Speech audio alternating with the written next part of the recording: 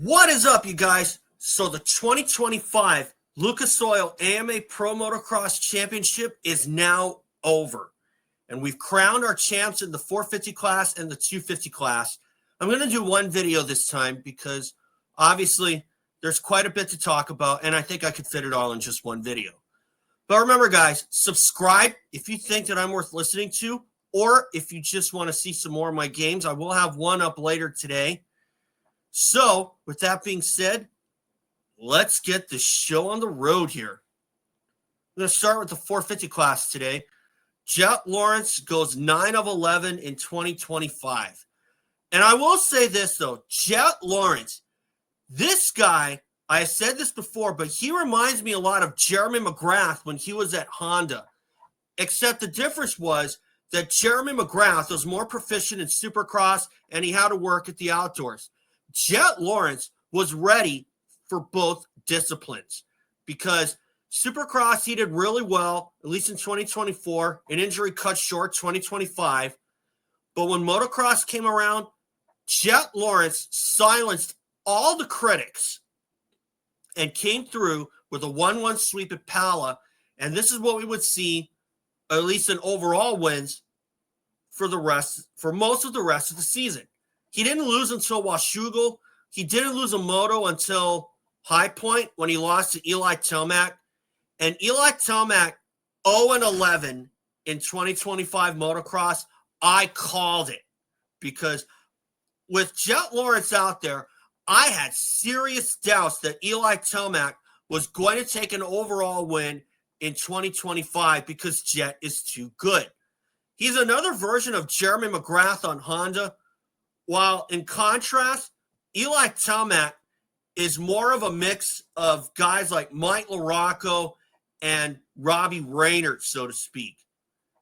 And of course, Justin Cooper kind of falls in that category as far as Robbie Reynard is concerned, mainly because of he can put it together in practice, just not good enough for the actual racing. And that was a classic Robbie Reynard. He was great in qualifying, but nowhere in the main events. Eli Tomac is one of those guys who's okay in heat races or practice, but when it comes to the racing, he does not ride up to what everyone calls beast mode or whatnot, because I did not see beast mode at all this past summer. Let me tell you, because for Tomac to convince me that's beast mode, he's got to back it up 2 times in 2 motos on the same day. And if he can do it in back-to-back races at least, then I'll be convinced. But no, not for one afternoon. If he does it one day, he's got to back it up the next day. Okay? Jett Lawrence knows how to back up his own version of beast mode. And I'm calling Jett Lawrence on beast mode as well. And I think Eli Tomac's time for beast mode has seriously come and gone. Because the fact that he was riding the way that he was not the Eli Tomac we have seen in the last few years.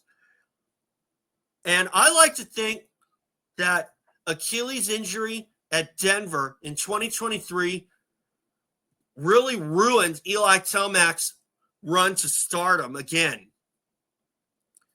And obviously, you can't fault Tomac for that kind of injury because that's the kind of thing that can happen to anyone.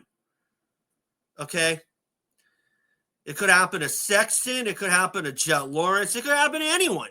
And of course, Jalek Swoll is another guy with an Achilles injury who had to come back from that. But still, injuries, especially Achilles, they can happen to anyone, even if it's not in the sport of motocross or any other sports for that matter. So that's basically where I'm going to leave it as far as the racing is concerned. So Jett Lawrence winning the overall with a 1-2. Hunter Lawrence wins the last moto of the season. I look for those guys to carry a lot of momentum into the playoffs.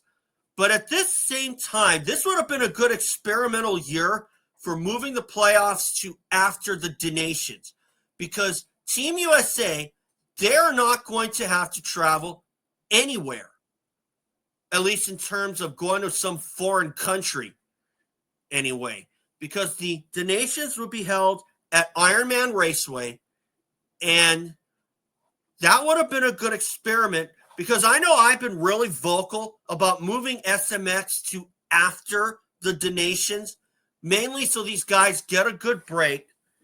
And if Chase Sexton's situation was any indication, everyone is going to be on board sooner or later, or a majority of the guys out there, not just me, or not just bench racers like me, who want the playoffs moved to after the donations. If you have to travel to some foreign country, yeah, that could be okay. But then again, you will have the opportunity to let your body recover. And of course, it is another 4-race series if you count the donations. But I've been really vocal about the playoffs being moved to after the donations, just so these guys in the AMA series get a significant break. Chase Sexton was a guy who needed a break after making every race for the last 3 years, just about. Okay? So that's where I'm going to leave it for sure. Now, before I get to the 250s, I also want to point out Jorge Prado. This guy really had his lunch handed to him in outdoors and even in Supercross to a point, because an injury knocked him out early. But for Jorge Prado, I saw his Instagram post, and I have to say, I give the guy a lot of credit for coming clean about this season. Now, whether or not he and Kawasaki are going to part ways after this season, it kind of looks like it's 99% possible, judging by another article on Dirt Rider magazine, on Dirt Rider Online, but we'll see what happens. I wait until the guys say it's official, or at least until Jorge Prado says it's official. But still, for Prado, I thought he had an okay season, and he has not even mentioned the team at all. And I give him credit for that, because if you outright mention your team, then that's really going to land you in a lot of hot water for sure. And for Prado to express his own feelings and not mention his team, I give him a little credit for that, because for starters, like I said, if you mention your own team, you're going to be put in hot water if it's negatory. And I can think back to when Mike Brown was a privateer in the 2005 Motocross Championship in the 125 class, and it looked like Brown was going to win the title, but after he won Budds Creek, his performances and his season took multiple turns for the worst. And Brown was removed from the donations team. And from what people have told me, at least on the internet anyway, now I'm not saying that it's possible. No, I'm not saying that it is definite at all. But some have said that Mike Brown won't admit it, but he got sabotaged that year. And do I believe that? Half and half. Because other guys on privateer bikes in the lights class, in the 250s anyway, they put in good performances in the support class. I can remember Larry Ward with a bunch of podiums in 2001, but he was on a privateer support team. Mike Brown was on a full privateer effort. And in my opinion, I thought Brown had realized the realities of being a privateer in the 125 class, and he just stopped trying. So that's where I will leave it there. But I still give Prado a lot of credit. But then again, Dean Gibson on the Kawasaki personnel had told Prado, we didn't give up like you did. And from what I could see, did Prado give up?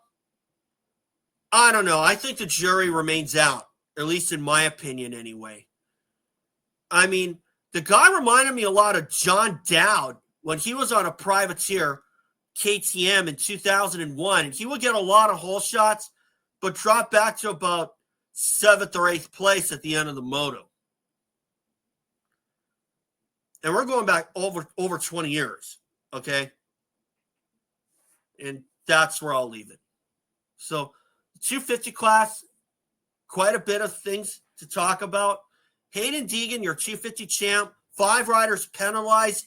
Haiden Deegan was one of those guys, as was Jo Shimoda, as was Tom Vialle.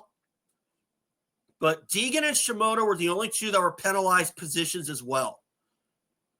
Cole Davies declared the first moto winner. Tom Vialle did not start Moto 2. Now, I'm going to get the elephant out of the room here. Tom Vialle did not start Moto 2. He was not confident in his setup. And I give him credit for coming out on social media and giving his side of the story. Because you know what they say? There are 2 sides to every story. And Tom Vialle said that he was not confident in his bike setup, and he chose to call it a day. But he was so far back in the point standings, it didn't even matter. He was eliminated from the championship a long time ago. But I credit Tom Vialle for coming out and saying that he was not confident in his bike setup, or at least just saying his side of the story. Because everyone can speculate all they want, myself included. But then again, when it comes to bike setup, everyone is really picky and meticulous when it comes to bike setup. I can remember Christoph Purcell having a lot of troubles at Pro Circuit Kawasaki. Like, for instance, his throttle tube wasn't working properly at Steel City 2010. And I can remember McGrath having a problem with his clutch at Indy 97. And you know, everybody has their own preferences, and when you got a bad bike setup, that makes for a long day. And I don't blame Tom Vialle at all for calling it a day and not starting Moto 2.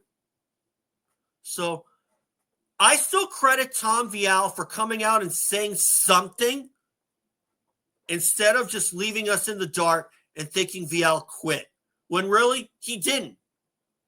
And I don't blame him at all.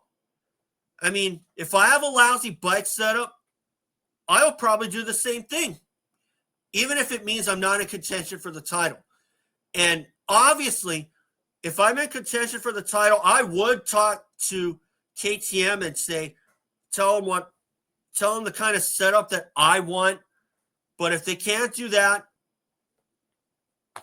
you better hope you're not in contention for the title. But if you are, you'll just have to suck it up and go through with it.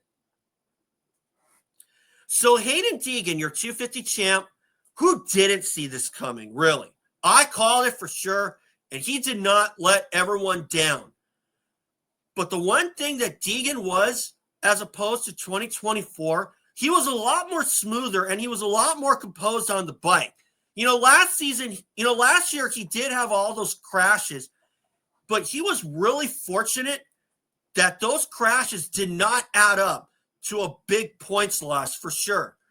Because if Deegan had gone through all those crashes and lost a big chunk of points to his competitors, he would have been lucky to walk away with the championship just under the skin of his teeth. Okay? Because those are the kinds of performances that can really add up if you build a big points lead. And you have all those crashes. You can lose it in a matter of like 2 or 3 races. Excuse me there, a little burp. But still, congrats to Haiden Deegan. I really hope that he at least tests the 450 on the opposite division. So he can at least get some seat time on the 450. But still, the fact that he's going to wait until outdoors to race the 450, that's what Jett Lawrence did. And I'm glad that he's actually listening to those who highly suggested that. If people highly suggested that Deegan wait till outdoors for the 450, good on him. I would have said this. I said the same thing. I thought that Deegan should wait until outdoors at least for 450. Go for the opposite division title in the 250s and then go to the 450s and outdoors. That's what Jett Lawrence did, and look what it landed him. He swept the outdoors in 2023 as a rookie. And since then, Jett Lawrence has propelled to stardom and has won just about every single title. In fact, he's actually won every title in the American Supercross series. Haiden Deegan could very well match Jett Lawrence. It's going to take him a few years, I'm sure, but we'll see what happens. Now, for the 5 riders being penalized and Cole Davies being declared the first moto winner in the 250s, good on Cole Davies. I didn't expect him to win a moto, but then again, I don't think anyone expected him to miss most of the outdoor season either. And that could very well have been avoided if he didn't slow to a crawl at the Salt Lake City finale. But still, we'll leave it at that. I'll leave it at that. But for the guys to be penalized, Haiden, Deegan, Jo Shimoda, Tom Vialle, and I think a couple others, one of which was on the Quad Lock Honda team. And I thought that was a little bit of a strange penalty, but you know what? The rules are the rules. But as far as the championship is concerned, it didn't even affect it at all. That penalty did not affect things at all, and Deegan wrapped it up. All he needed was a 15th, and he came out with a second place, although he did win the first moto on the track. But for a red flag to come out and for Deegan and Shimoda to be penalized, I don't know. I don't know if I would have issued that kind of penalty. I was under the impression, because the red cross flag was not on the face of a jump, and Deegan and Shimoda did do the jump. It was well past the red cross flag, but they did gain a position, or they did pass a rider on the jump. And honestly, if I'm the AMA, I probably would have let that go, because back in the day, they probably would have let that go because it was not on the face of a jump. And so that's the way I kind of thought that was going to be what they would do. I mean, why change a good thing? But anyway, the rules are the rules. Unfortunately, Deegan and Shimoda don't have any legs to stand on, as does Tom Vialle. But at the same time, as far as the championship goes, it doesn't even matter one iota. So, honestly, I think that penalty, that it was being issued, is kind of a null and void situation. But personally, did I think it should have happened? Yes and no. But then again, the rules are the rules. If I'm an AMA official, I probably would have just let that go. Mainly because I go by the old school rule book that you don't penalize a rider for jumping on a red cross flag if it was not on the face of a jump. Okay? And that's where I'll leave it. So, good on Cole Davies, but he choked in the second moto, unfortunately, and gave away the overall. But I think at that point, the overall was probably the last thing on Cole Davies' mind. But I'm going to look for him to do better in outdoors next year. Am I going to pick him as a champion? Probably not. But we'll see how it goes. And if he does turn some heads in 2026, Cole Davies I'm talking about, he could very well be a multi-time champ like Haiden Deegan. So that's where I'll leave it. So anyway, guys, that's all for today and all for the 2025 motocross season. So thanks for watching. And remember, subscribe, and I'll see you all for the playoffs in 2 weeks.